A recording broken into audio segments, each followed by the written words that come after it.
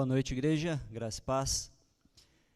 A gente está muito feliz por estarmos aqui, né? A gente tem aí um feriadão, né, prolongado, e obrigado por vocês não me deixarem só, obrigado por estarem aqui comigo nessa noite. E a gente está, durante esse mês, né, conversando a respeito deste tema, resoluções para um novo ano. E a gente tem proposto aqui, né, para vocês algumas ideias do que você poderia incorporar aí às suas listas, né, todo ano a gente faz uma lista de coisas que a gente gostaria, né, e assim a gente vai percebendo que parece que algumas coisas elas vão ficando de fora das nossas agendas. É tanta coisa que a gente tem para fazer, é tantos sonhos que a gente tem para realizar, é tantas conquistas, né, que a gente tem na vida, que a gente almeja conseguir, e às vezes algumas coisas que são extremamente importantes, elas são deixadas de lado. E a gente então tem proposto aqui esse mês, né, conversar sobre algumas dessas resoluções. Então, no primeiro domingo, nós falamos sobre a primeira resolução, que foi amar como Jesus, né? Coloca aí na sua agenda para esse ano, amar como Jesus. Semana passada, falamos sobre viver com sabedoria, né? E hoje eu quero falar com vocês a respeito deste tema, focar no essencial. Então, essa é uma resolução que você poderia estabelecer aí para esse ano, focar no essencial. E o título do meu sermão aqui essa noite vai ser A Única Coisa. Vamos orar?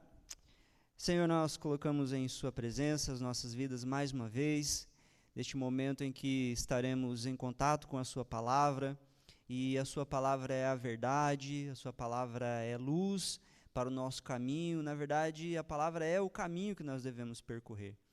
E nós pedimos, Pai, a Tua graça essa noite, para os nossos irmãos que estão aqui, ó Deus, para que a gente possa ouvir a Sua palavra, ouvir a Sua voz, aprender aqui, ó Deus, as lições que dela advêm, para que a gente possa aplicar em nossas vidas, ó Deus, e sermos abençoados. Todas as vezes que nós obedecemos a Sua palavra, nós colhemos as bênçãos disso, Pai. Por isso, nos ajuda, Deus, a sermos sábios, mais uma vez, ó Deus, estarmos atentos àquilo que a Sua palavra tem a nos oferecer, a alimentar o nosso espírito essa noite. Nós pedimos isso em nome de Jesus. Amém. Muito bem, eu gostaria que você abrisse a sua Bíblia lá no Evangelho de Lucas, capítulo 10, e a gente vai ler dos versos 38 ao 42. Lucas 10, do 38 ao 42. E você pode acompanhar a leitura ali no telão. E o texto diz assim: Indo eles de caminho, entrou Jesus num povoado, e certa mulher, chamada Marta, hospedou-o na sua casa. Tinha ela uma irmã chamada Maria, e esta quedava-se assentada aos pés do Senhor, a ouvir-lhe os ensinamentos. Marta agitava-se de um lado para o outro, ocupada em muitos serviços. Então se aproximou de Jesus e disse: Senhor, não te importas de que minha irmã tenha deixado que eu fique a servir sozinha? Ordena-lhe, pois, que venha ajudar-me. Respondeu-lhe o Senhor: Marta, Marta, andas inquieta e te preocupas com muitas coisas. Entretanto, pouco é necessário, ou mesmo uma só. Maria, pois, escolheu a boa parte, e esta não lhe será tirada.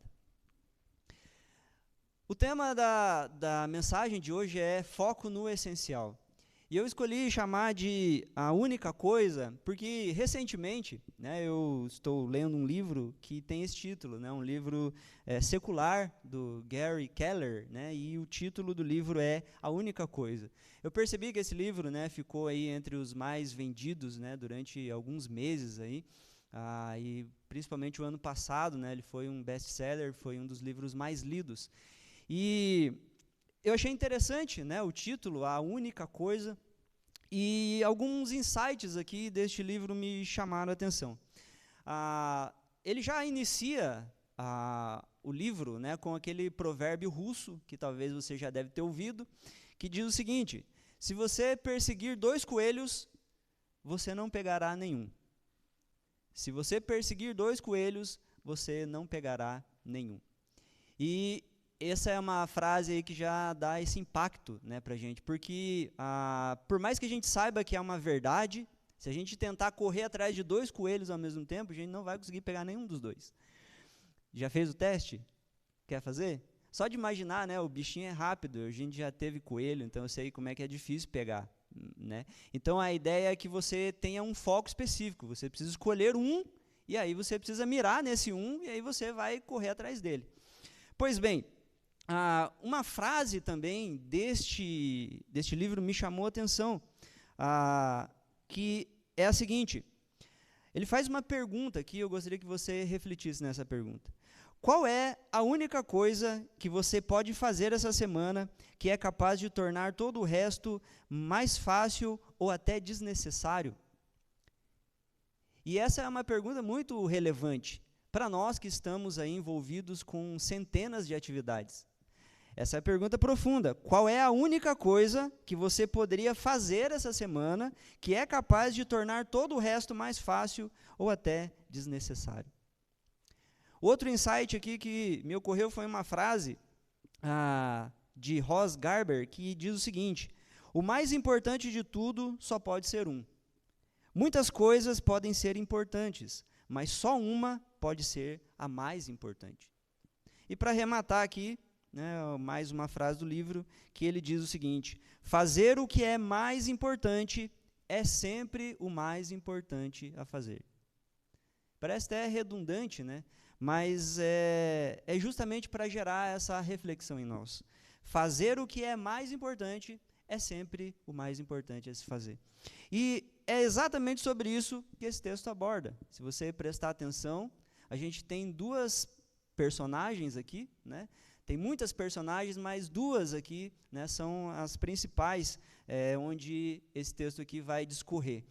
E a gente está falando aqui de uma casa em Betânia, né, a casa de Marta e Maria, né, que eram irmã de Lázaro também.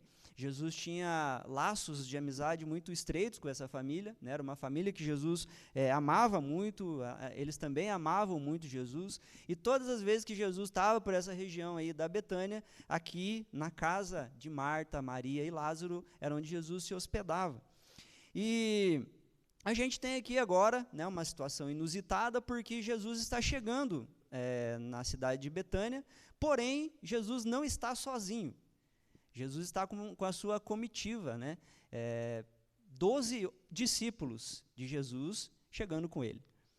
E imagina a cena, e eu acho que eu consigo até entender um pouquinho as irmãs aí, né?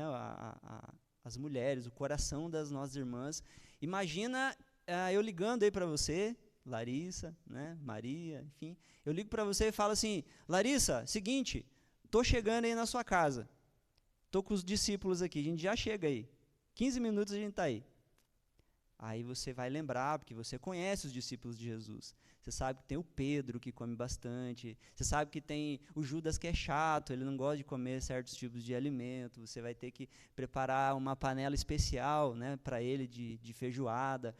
Tem os outros discípulos, então cada discípulo gosta de uma coisa, você percebe assim, puxa, a casa está uma bagunça, bem hoje que eu não ia limpar, né, bem hoje que eu queria descansar, aí Jesus vem com uma dessa, ele está chegando aqui com 12 discípulos, e aí a mulherada fica maluca, né, quando acontece isso. Vai chegar a visita em casa, os irmãos aqui, né, a gente já sabe o que significa isso, né, quando vai chegar a visita em casa, você já fala, meu Deus do céu, vamos lá, né, Senhor, guarda meu espírito aí, né? Porque a tendência é essa, a gente quer acolher as pessoas da melhor forma possível. E Marta tem um coração de serva aqui, né? Ela quer recepcionar Jesus da melhor forma possível. Qual é a melhor forma possível? Deixando a casa um brinco, né? Tudo bonitinho, todas as coisas nos lugares, né? O sofazinho ali impecável. Ela quer limpar o banheiro, porque lógico, né? Vai usar o banheiro, tem que estar limpinho e tudo mais, não pode ter as coisas né? No meio da casa. E a comida, obviamente, ela tem que, né, ser a parte mais acolhedora, né, de um lar, é você servir a mesa ali, né? Então a Marta não estava esperando por isso, por essa visita nessa quantidade de pessoas, porém ela tem um coração, né, de hospitalidade, e aí ela quer acolher Jesus e os seus 12 discípulos. E Aí você imaginando a cena, você já consegue, né, imaginar ali o barulho das panelas batendo, o fogo estralando lá no fogão, o cheirinho da comida saindo, né, a carne sendo feita, prato para lá, louça para cá e tudo mais, e aí a Marta correndo para todos os lados, e acontece que Jesus chega mais rápido do que ela imaginava.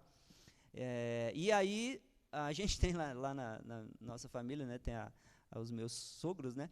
E eles são assim, né? Eles funcionam ao contrário. Geralmente alguém avisa você e fala, eu vou chegar aí daqui 1 hora, né? Quando eles falam assim, a gente vai passar aí, significa que eles já estão, às vezes, até parados na frente do portão já. Então eles falam que vão vir, porque eles já estão chegando, na verdade. Então, quando ela fala assim, eu vou passar aí às 3 horas da tarde, todo mundo já sabe que, né, provavelmente, se ela falou 3 horas da tarde, 12:30, por aí ela já deve estar encostando ali no portão, né? Então, a Marta é pega de surpresa, que Jesus chega no momento que ela está ali no meio da bagunça, arrumando a casa. E a Marta aqui, ela não é a vilã da história, ela é a anfitriã da casa, né? É isso que o texto quer mostrar aqui para a gente.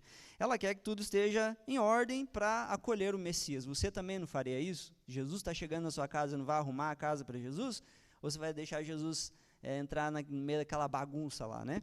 E aí, ela está ali, Jesus chega, os discípulos já sentam ali, ela está correndo, ela está arrumando a mesa ao mesmo tempo que está varrendo, ao mesmo tempo que já está, né, preparando o alimento e tudo mais, e ela está para lá, para cá, suor descendo na testa dela, e ela passa pela porta, ela vê Jesus falando, e ela vê os discípulos, mas tem uma coisa que está incomodando a Marta, porque ela está vendo a Maria sentada. Ela está vendo a Maria sentada, ouvindo Jesus, e ela está fazendo todas essas coisas sozinha. Isso soa bastante injusto mesmo, né? E ela passa para lá, e de repente ela passa, dá uma olhada, eu imagino que ela dá, né, aquelas olhadas violentas, né, para Maria. A Maria dá aquela olhada para ela e volta e tudo mais, e ela derruba a vassoura de propósito lá, para ver se a Maria levanta para ajudar ela. Eu sei que essa daí é uma tática de vocês, tá? Quando vocês estão fazendo faxina, vocês ficam derrubando coisas, batendo porta de propósito, que é para a gente ir lá ajudar vocês, eu sei disso. E é por isso que eu ignoro, né, quando começa os barulhos lá, né? Eu já sei o que está querendo. Mas a gente tem essas posturas, né? Então ela está ali, tem muita coisa para fazer, tem 2 mulheres. Ora, essas 2 mulheres deveriam estar empenhadas na mesma atividade, né, de preparar ali todas aquelas atividades que precisavam ser executadas ali. E a Maria, ela está parada. Isso incomoda muito. Ela não está só parada, ela está ouvindo Jesus, né? Ela está parada, ela está sentada e ela está ouvindo Jesus falar. Isso foi muito, muito irritante, né, para Marta. O grande ponto aqui é que o conflito, né, que começa a acontecer aqui não é sobre trabalho e sobre preguiça. Não é que a Marta era uma trabalhadora e a Maria era preguiçosa, por isso que ela não estava ajudando. Mas esse texto aqui, ele está falando a respeito de devoção. A gente tem 2 pessoas com corações totalmente diferentes para a circunstância ali. Uma está fragmentada, né, entre ali as diversas atividades, né, que precisam ser feitas, e a outra ela está entregue a uma única presença ali naquele lugar. A Marta, ela está preparando um banquete para Jesus, mas Maria está degustando de um banquete de Jesus. Elas estão em posturas diferentes. O grande problema aqui de Marta e que se repete, né, bastante em nós, não é apenas o fato de estar ocupado. E esse é o grande ponto que o texto menciona aqui para a gente. O problema da Marta não é só ela estar ocupada com muitas coisas, mas o problema maior é ela estar distraída para aquilo que é mais importante. Esse é o fato. Porque muitas coisas todo mundo tem para fazer. Mas, dentre essas muitas coisas, a gente pode estar distraído para aquilo que é mais importante.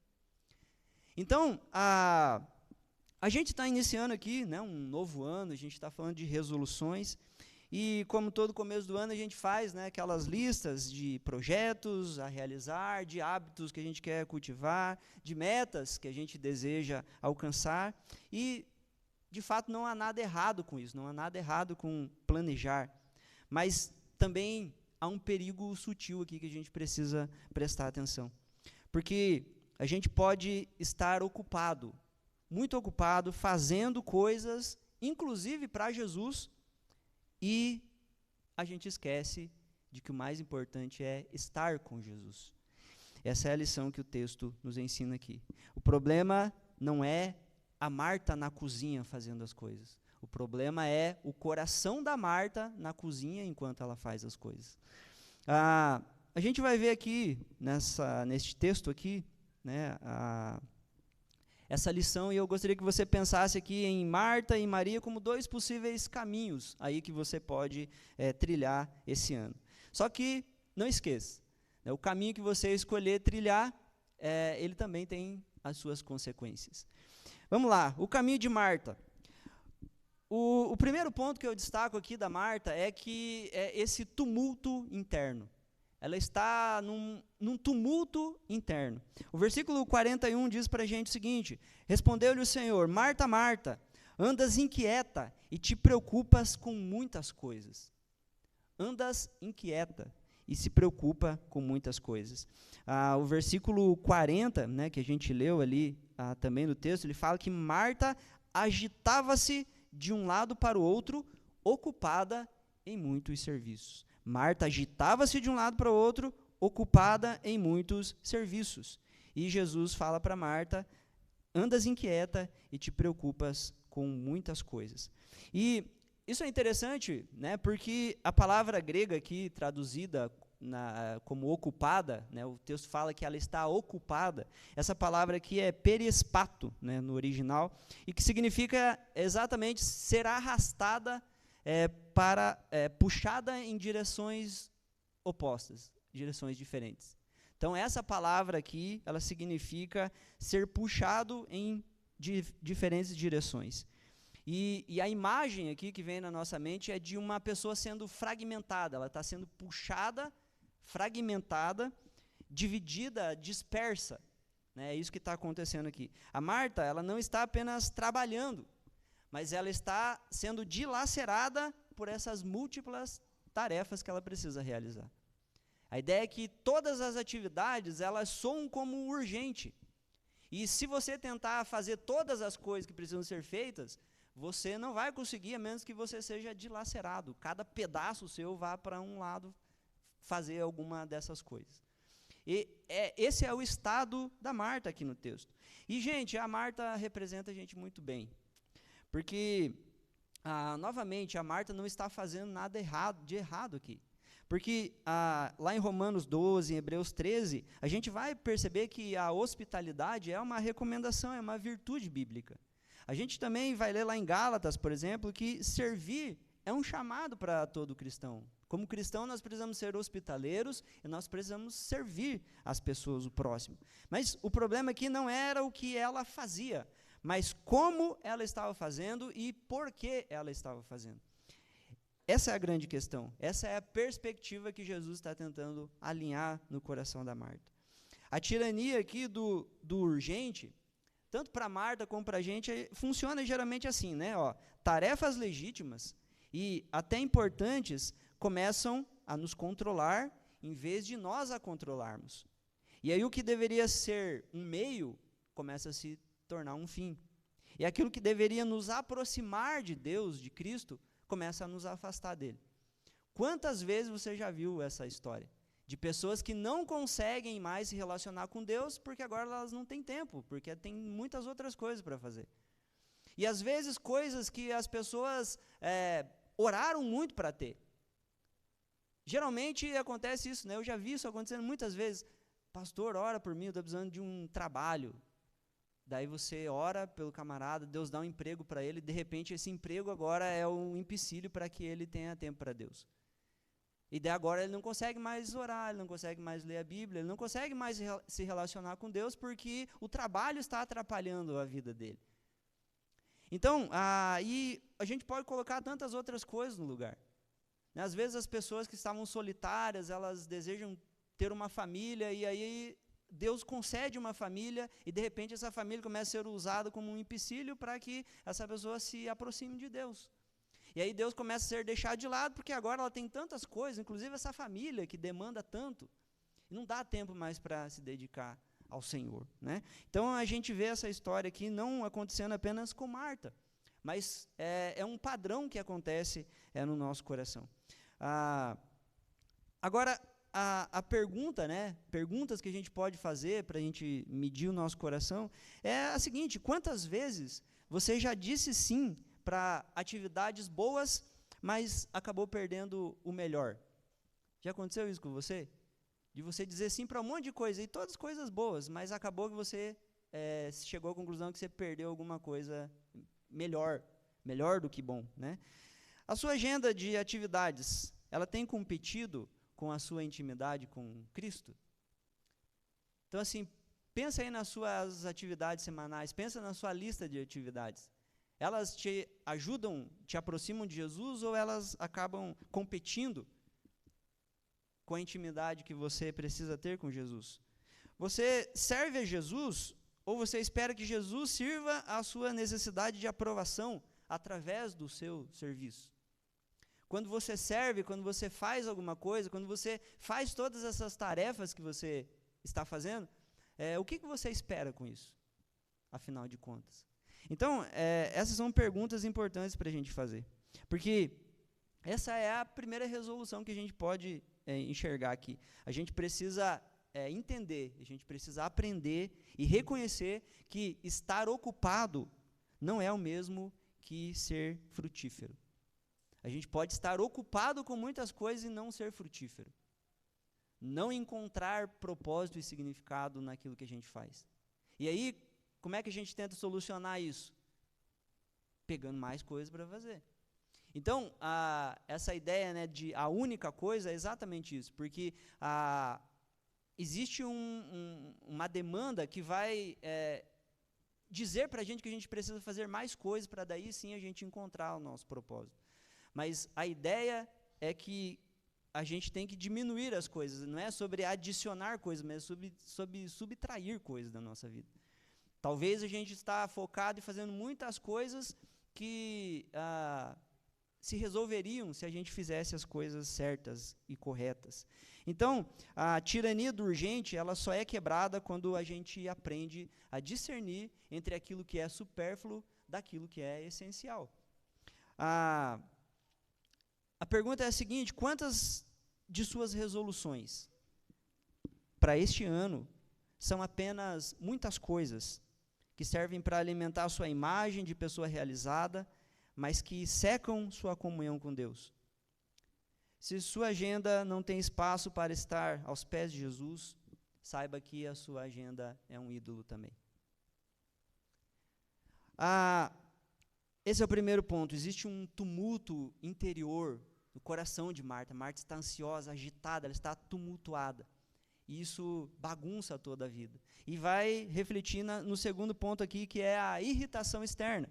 Porque o versículo 40, né, diz: Marta agitava-se de um lado para o outro, ocupada em muitos serviços, então se aproximou de Jesus e disse, olha o que ela vai dizer para Jesus agora: Senhor, não te importas de que minha irmã tenha deixado que eu ficasse a servir sozinha? Ordena-lhe, pois, que venha ajudar-me. Esse negócio, né, de que a culpa é sempre de alguém que frustrou as nossas expectativas.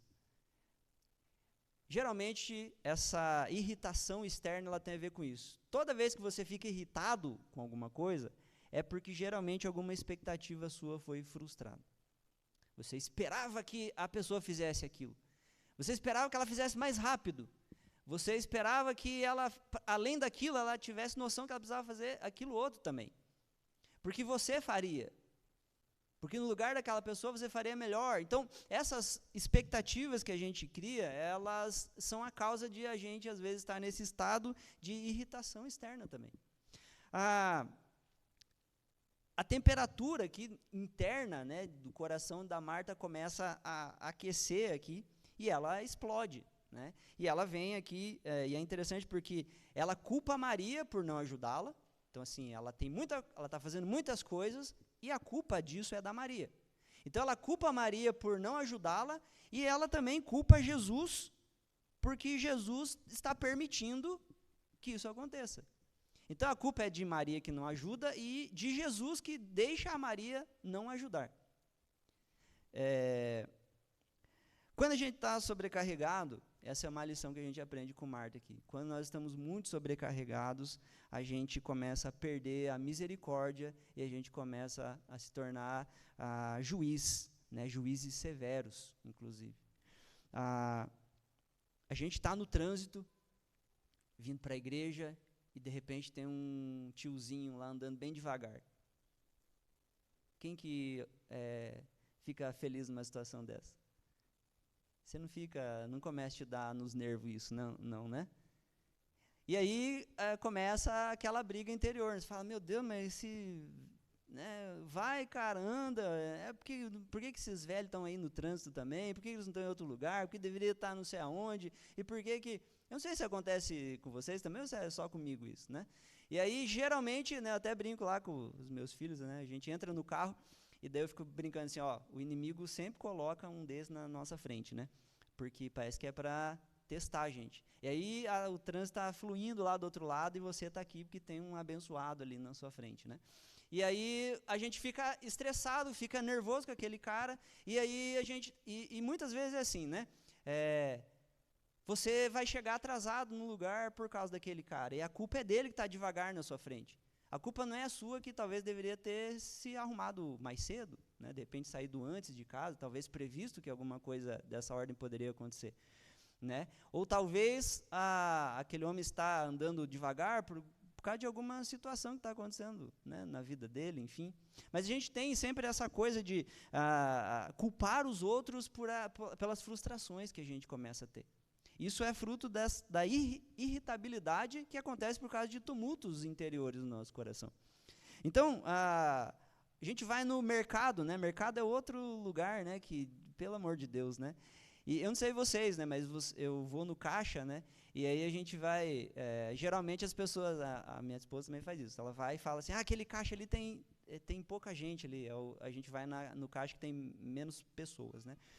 Só que eu já faço uma leitura para além, porque não adianta você ir num caixa que tem pouca gente, mas dependendo do naipe da pessoa que está ali atendendo, você fala assim, cara, essa mulher ali está conversando, então ela vai passar as compras bem devagarinho, ela vai ficar conversando, às vezes ali eu já olho para ver se tem sacola, às vezes não tem sacola, ela vai apertar a campainha para alguém trazer sacola.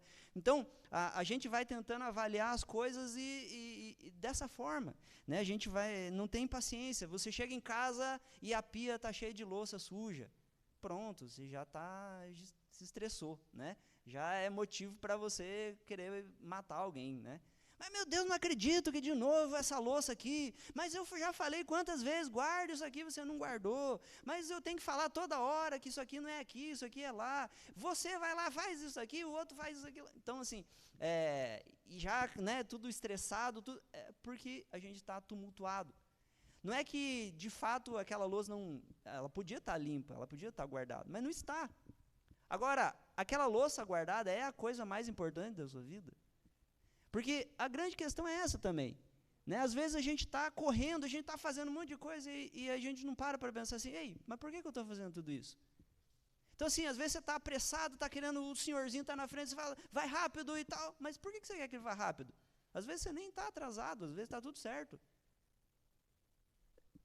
Sabe? Então, essas reflexões, né, que a gente precisa começar a parar para fazer, porque a irritabilidade ela faz a gente perder a misericórdia e a gente começa a ser juiz severo, né, para a vida das pessoas. O excesso de tarefas, ele sempre faz a gente ferir e negligenciar, por vezes, as pessoas que nós amamos. Porque, às vezes, a gente arruma uma confusão, um conflito, por causa de coisas secundárias. Às vezes, por causa de uma louça na pia, a gente fica 3, 4 dias sem conversar com a pessoa, porque a gente acabou brigando, acabou excedendo, acabou erguendo a voz, né? E aí coisas que são secundárias, coisas bobas, elas acabam tomando um lugar e uma importância que elas não têm. E aí aquilo que de fato é importante, a gente acaba perdendo. Por que isso acontece? Porque geralmente o excesso de tarefas, né, sempre faz a gente ferir as pessoas ou negligenciá-las. E o terceiro ponto aqui do caminho, né, de Marta é a frustração pessoal. Versículo 40, né, vai dizer ali novamente, Marta agitava-se de um lado para outro, ocupada em muitos serviços, então se aproximou de Jesus e disse, e essa fala dela aqui é significativa, porque olha o que ela fala, Senhor, não te importas? Quer dizer, o Senhor não se importa com o que está acontecendo? O Senhor não se importa para mim? O Senhor não está vendo a minha situação aqui? Você não está vendo que eu preciso? Você não sabe que se ela me ajudar, o serviço vai ser mais rápido? Você não se importa comigo. Você talvez nem me ama, você não gosta de mim, você prefere ela, então. Sabe, dentro dessa frase aqui tem muita coisa sendo dita, né? E aí ela fala, Senhor, não te importas. E depois, né, ela afirma isso, que eu fique a servir sozinha. Então, o Senhor não se importa que eu esteja aqui servindo sozinha. E aí ela ainda fala assim, ordena-lhe. Então, ela quer que Jesus ordene a Maria, tipo, dando uma ordem para Jesus. Você já se pegou numa situação dessa? Você já imaginou a ousadia de alguém para ordenar, dar ordem para Jesus? Eu ordeno que você faça isso, eu ordeno, a palavra mais usada nem é ordeno, né, determino, né, tem essas palavras, né, Anderson, por aí, né, eu determino que o Senhor faça isso, eu determino que o Senhor faça aquilo, já que eu estou fazendo aqui, eu estou te servindo, então agora o Senhor também tem a obrigação de fazer o que eu quero. É mais ou menos assim, né, que funciona, parece que é uma relação de troca. Eu estou fazendo alguma coisa, logo eu posso ser recompensada pelo Senhor. E se eu não estou sendo recompensada pelo Senhor, eu ordeno que o Senhor me recompense. É mais ou menos essa a lógica aqui que a Marta está usando. E aqui, né, com essa fala dela, aparece a raiz do problema, que é o desejo de controle. A questão aqui da Marta não é o fato dela estar fazendo as coisas, de ter muitas atividades, mas é o desejo de controle. A Marta aqui, ela está questionando o cuidado de Jesus e o timing de Jesus. Jesus não está fazendo as coisas na hora que ela quer que Jesus faça. E ainda ela tenta manipular Jesus. Jesus, vai lá e ordena ela que ela faça isso. Porque eu estou na correria aqui e agora o Senhor, que não está fazendo nada aí também, vai lá e vocês dois que, né, não estão fazendo nada, só estão conversando aí, ajuda aí, meu. Você vai lá, manda ela vem e me ajuda, e daí está tudo certo, né? Manipulação. E a grande questão aqui é que quem tenta controlar tudo acaba sendo controlado pelo desejo de controlar. É mais ou menos isso que o desejo de controle gera em nós. A gente quer controlar as coisas, isso deixa a gente muito ansioso. Isso é fruto de um coração que está tumultuado, ansioso. Porque a ansiedade é justamente um medo de você não conseguir controlar alguma coisa que precisa acontecer. Se você não tem o controle de alguma coisa, isso vai te deixar ansioso. Ou você vai aquietar o seu coração e deixar que outra pessoa resolva, ou você vai ficar ansioso porque você não tem o controle das situações, das coisas. Então, a frustração, ela nasce aqui exatamente de expectativas de controle que não são atendidas.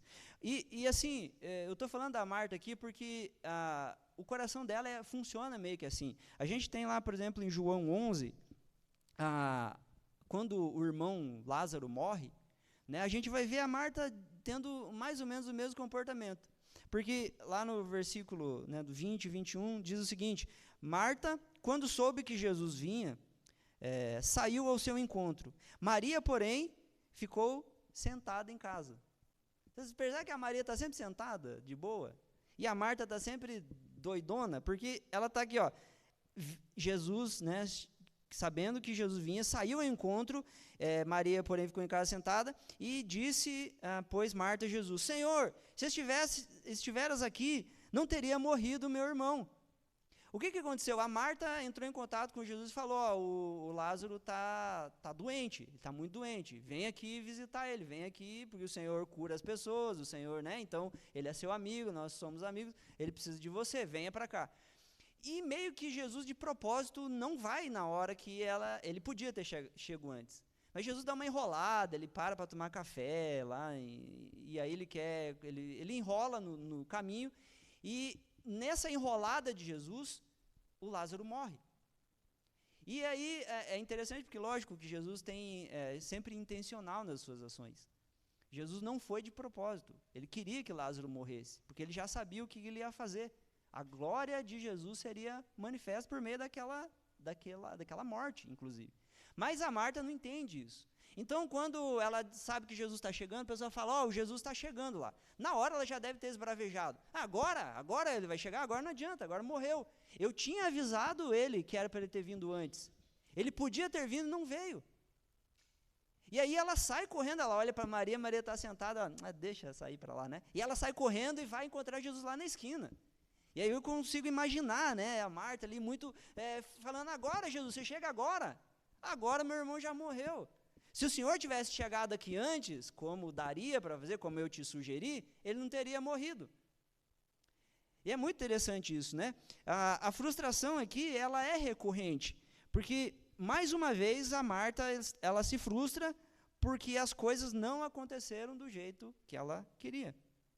Tem uma frase do Kevin DeYoung que diz o seguinte: a desordem da vida diária é produto de desordem nos recônditos mais interiores do coração. Quando você vê, né, essas pessoas que estão desordenadas, né, que estão ansiosas, que estão angustiadas, que estão tumultuadas na vida, significa que existe uma desordem no recôndito interior, no coração das pessoas. É um problema do coração, né, isso. E a solução aqui de Jesus para nós é essa. Ele lembra que, lembra aqui quando a gente começou falando sobre a única coisa? Pois é, essa foi a resposta de Jesus para Marta. Quando Jesus vai tentar resolver esse tumulto no coração da Marta, que está virando aí irritação e frustração, Jesus vai dar um antídoto para ela aqui, ele vai dar um segredo para ela. E o segredo de Jesus aqui é exatamente isso, a única coisa. Versículo 42, Jesus fala para ela assim: entretanto, pouco é necessário, ou mesmo uma só coisa. Uma só coisa é necessária. Interessante. E a gente tem aqui agora o caminho de Maria, né? Qual que foi o caminho de Maria? O caminho de Maria, em primeiro lugar aqui, tem a ver com uma escolha consciente. Maria fez uma escolha consciente. O versículo 42 diz: Maria, pois, escolheu a boa parte. Uma escolha consciente. A Maria aqui, quando a gente olha para o texto e para o contexto, ela quebrou um protocolo cultural aqui. Porque, de fato, a Marta está certa. Nos padrões culturais, as mulheres deveriam estar onde? Na cozinha, fazendo a comida.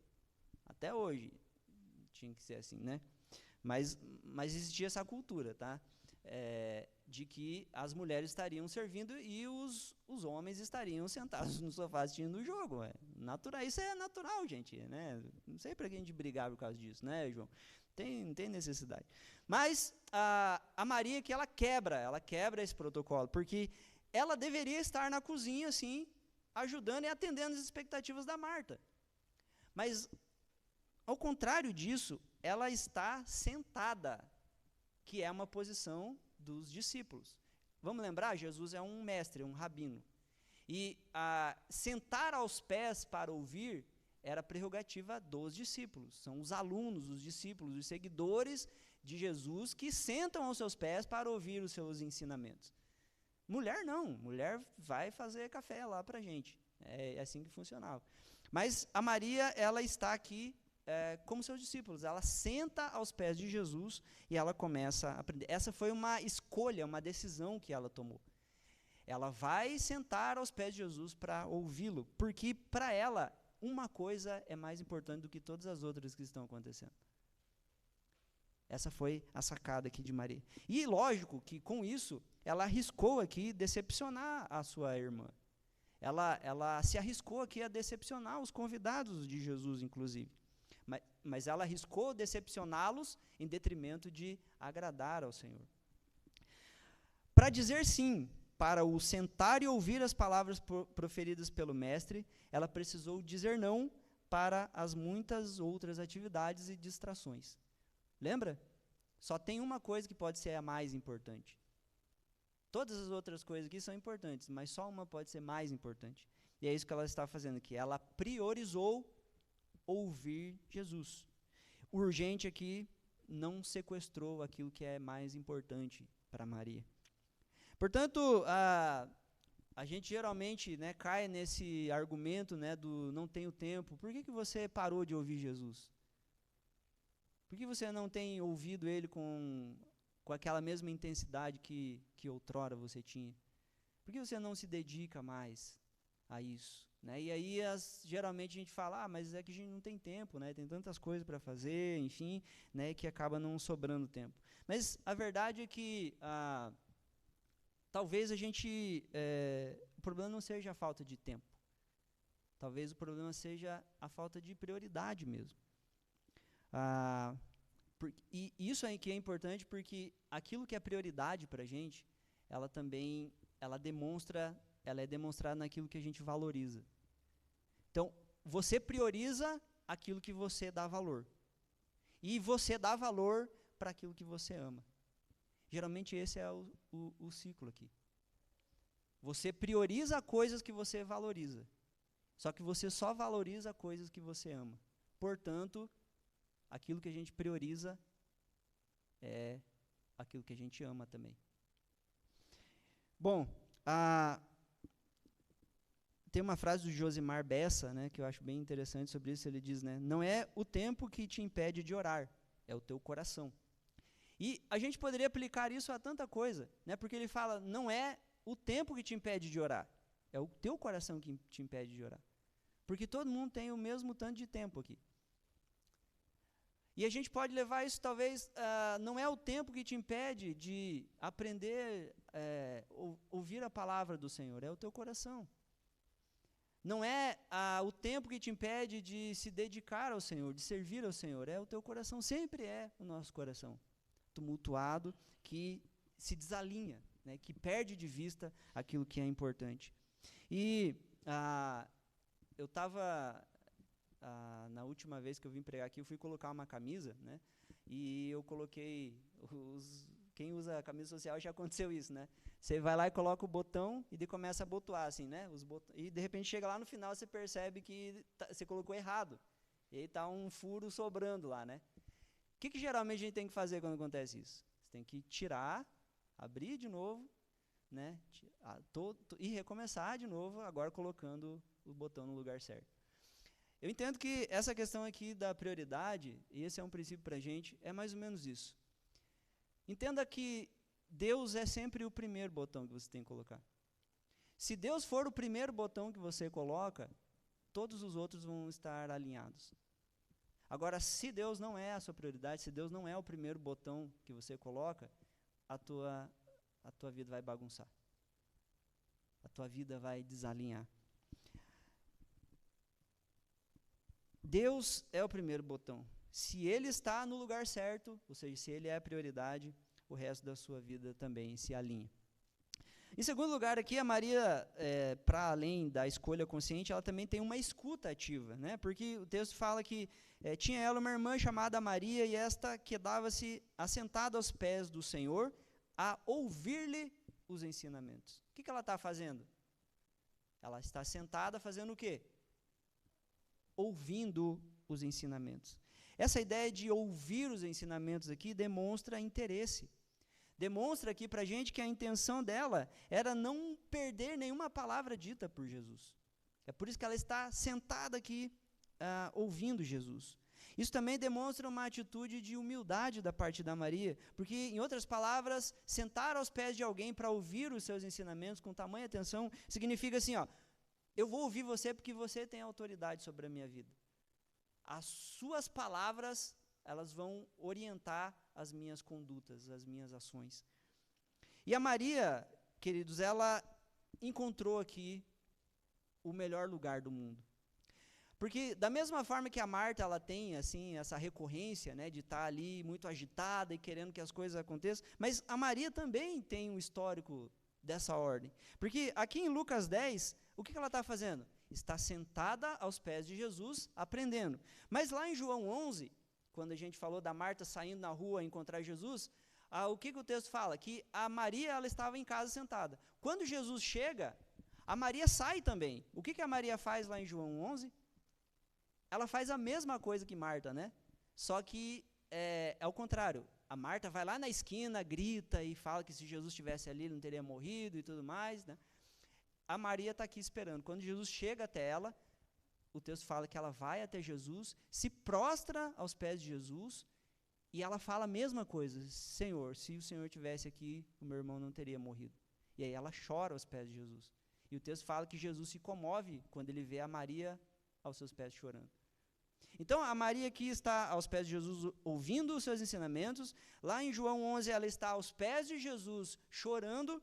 E a gente tem também, lá em João 12, ela está aos pés de Jesus de novo. Não sei que Maria gosta tanto dos pés de Jesus, né? Mas ela aparece que em 3 ocasiões aos pés de Jesus. Porque lá em João 12, depois da ressurreição de Lázaro, né, quando Lázaro ressuscita, eles fazem um jantar ali para comemorar. E naquele jantar, quando Jesus está sentado com os seus discípulos, o texto fala que a Maria entra com um frasco de nardo puro, um perfume caríssimo. Ela chega, se ajoelha aos pés de Jesus, ela abre aquele nardo e ela joga aos pés de Jesus e começa a secar com os seus cabelos. E é interessante porque os discípulos aqui começam a tentar censurá-la, né? Onde já se viu, né, desperdiçar uma garrafa de perfume, de nardo. Gente, o preço do nardo, que os perfumes hoje estão caros também, né? Mas o nardo, um vidro desse de nardo aqui que ela jogou em Jesus, equivalia a 1 ano de trabalho. Era o salário de 1 ano que ela estava naquele frasco.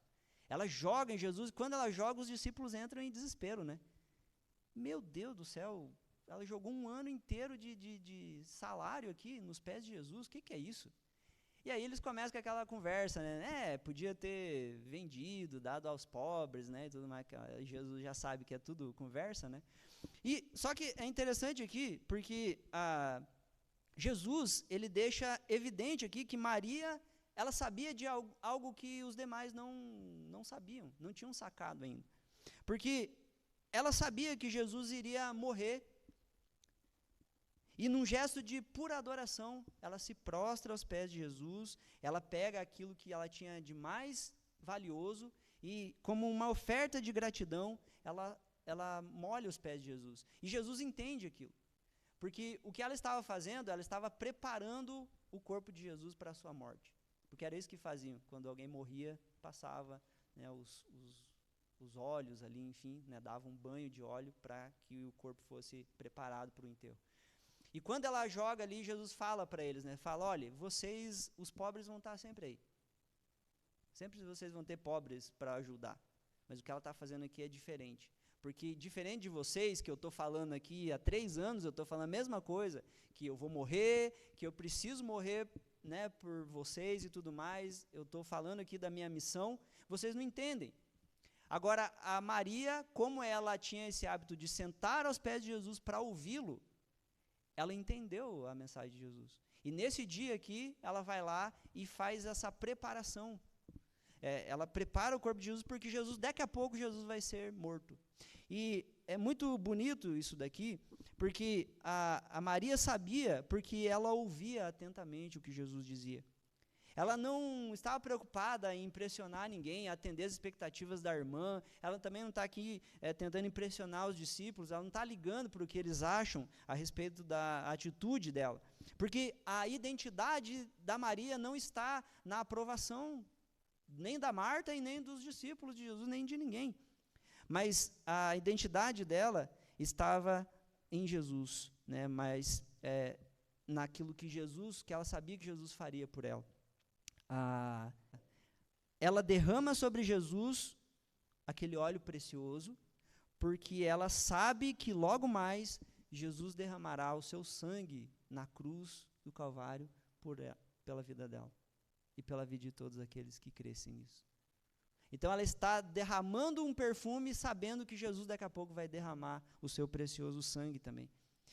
A terceira lição aqui, para a gente acabar, e que a gente aprende aqui com Maria, é que, primeiro, ela faz uma escolha consciente, ela tem uma escuta ativa e também ela tem um desfrute permanente, porque o versículo 42 diz: Maria, pois, escolheu a boa parte e esta não lhe será tirada. Queridos, de todos os prazeres que você possa ter nessa vida, de todas as conquistas que você possa ter nessa vida, de todo o sucesso que você possa ter na vida, a única coisa que tudo isso aqui tem em comum é que são passageiros. Os prazeres são passageiros, o sucesso é passageiro, o status, a fama, qualquer coisa, o dinheiro, tudo é passageiro. Só que existe aqui uma experiência que ela não é passageira, ela é permanente. E foi a essa experiência permanente que a Maria se agarrou. Porque desfrutar da presença de Jesus gera uma satisfação perene. Quando o seu tesouro está guardado em Cristo, não há traça que possa corroer. Quando o seu tesouro está escondido em Jesus, não há ferrugem que possa corroê-lo. Quando o seu tesouro está guardado em Cristo, não há ladrão que possa roubar de você. A Maria entendeu que a única coisa da vida dela, a única coisa, a essencial, a mais importante, é ela permanecer conectada a Jesus. Esse é o grande ponto. E por que ela entendia que, se ela precisasse escolher uma coisa só, era estar conectada a Jesus por meio dos seus ensinos? Por que isso? Porque o próprio Jesus disse que Ele é a videira verdadeira. E que todos aqueles que permanecem em Jesus, esses sim vão poder dar frutos de verdade. Só que você só vai poder dar frutos se você estiver conectado com Jesus. Aliás, Jesus arremata dizendo que sem mim, nada podeis fazer. Significa, queridos, que todas as obras que a gente possa realizar, todas as tarefas que a gente possa realizar, a parte desconectada de Jesus, são todas obras mortas. São todas obras passageiras. E é esse segredo aqui que a Maria entendeu. A Marta, ela está agitada, ela está ansiosa, ela está preocupada, ela está irada, ela está distraída com muitas coisas aqui. Mas a grande questão aqui é que a Marta, ela não precisa de Rivotril, sabia? Não precisa dar Rivotril para a Marta aqui. Na verdade, a Marta precisa desfrutar da presença de Jesus. E esse é um segredo que está espalhado pela Bíblia inteira, porque quando a gente pensa, por exemplo, no Antigo Testamento, a gente leu aqui na liturgia, a fala de Davi, né, nos Salmos, é impressionante, ele fala isso muitas vezes, mas a gente leu aqui o Salmo 27, o versículo 4, diz o seguinte: uma coisa eu peço ao Senhor, uma coisa, uma única coisa eu peço ao Senhor, e a buscarei, eu buscarei essa uma coisa só. Qual que é? Que eu possa morar na casa do Senhor todos os dias da minha vida para contemplar a beleza do Senhor e meditar no seu templo. O que Davi aqui aprendeu exatamente isso, que existe algo essencial, existe uma única coisa aqui. E essa única coisa aqui é a presença do Senhor. Essa ideia de morar na casa do Senhor todos os dias da minha vida é essa ideia de ter comunhão com o Senhor todos os dias. Eu quero estar na presença do Senhor, essa é a minha única coisa. O resto se alinha, o resto a gente faz, mas eu não posso perder isso aqui de vista.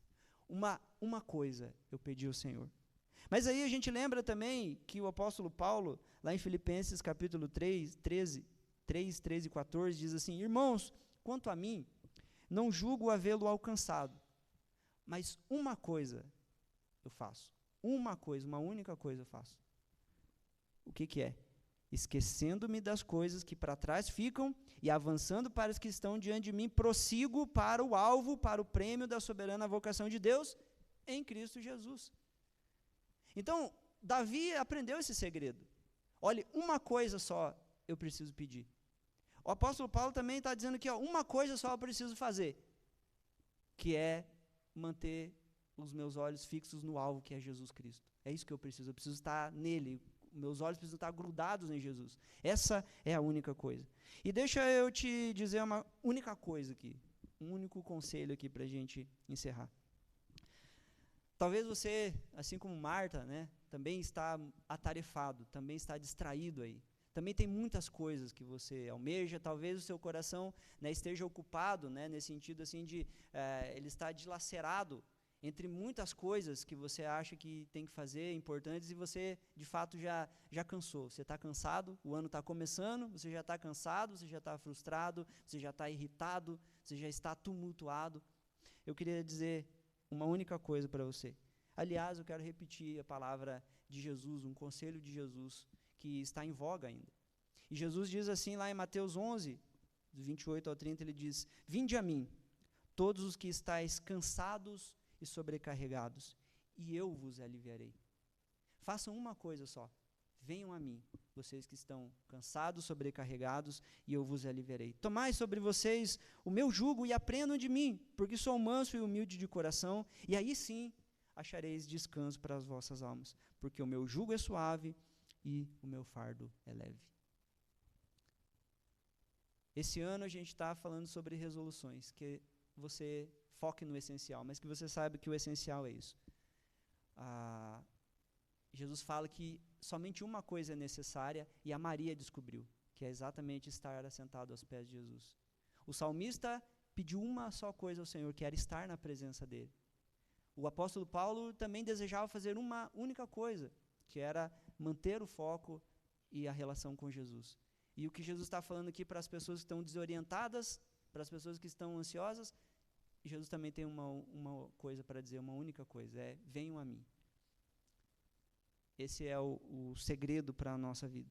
E para a gente aplicar aqui algumas aplicações, queria deixar aqui uma pergunta, né? Você faz o que você faz por amor a Deus e ao próximo, ou por necessidade de reconhecimento e aprovação? Faz essa reflexão aí no seu coração. Todas essas coisas que você faz, você está muito ocupado com muitas coisas, mas todas essas coisas que você faz, é por amor a Deus? É por amor às pessoas?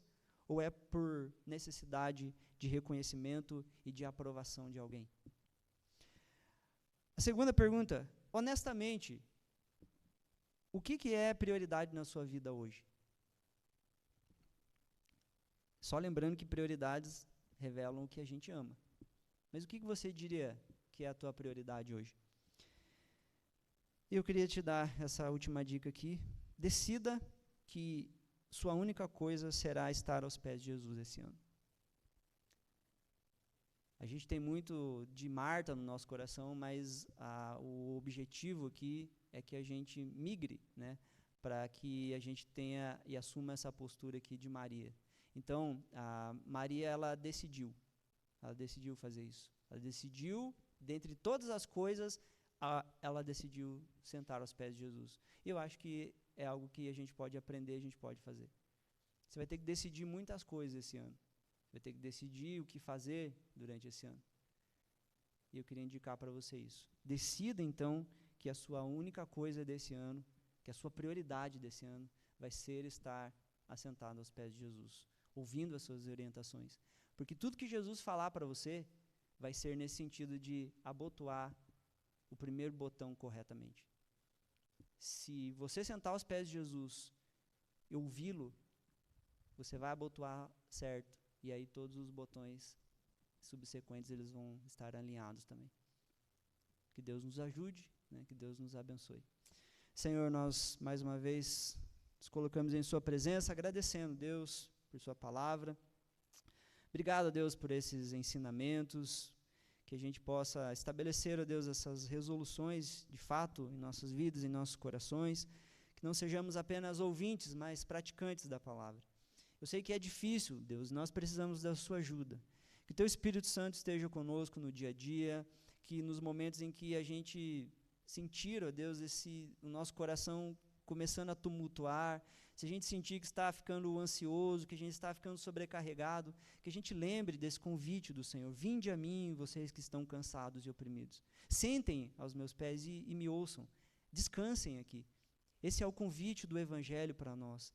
A gente está sempre correndo atrás das coisas, sempre distraídos com muitas coisas, querendo a aprovação, querendo encontrar o descanso em fazer mais coisas, quando na verdade a gente vai encontrar sentando aos seus pés. Senhor, nos ensina isso, que o Teu Espírito Santo não nos deixe esquecer. Que sejamos, Deus, instrumentos de bênção na vida uns dos outros, para que, como igreja, a gente possa sempre estar fortalecendo um ao outro e lembrando, trazendo à lembrança esses ensinamentos aqui. Que o nosso conselho, ó Deus, seja sempre esse: ei, para um pouco, vamos sentar aos pés de Jesus aqui, vamos ouvir o que Ele tem a dizer. Que a gente faça isso esse ano e eu tenho certeza que seremos muito abençoados, Pai. É isso que nós pedimos e agradecemos em nome de Jesus. Amém.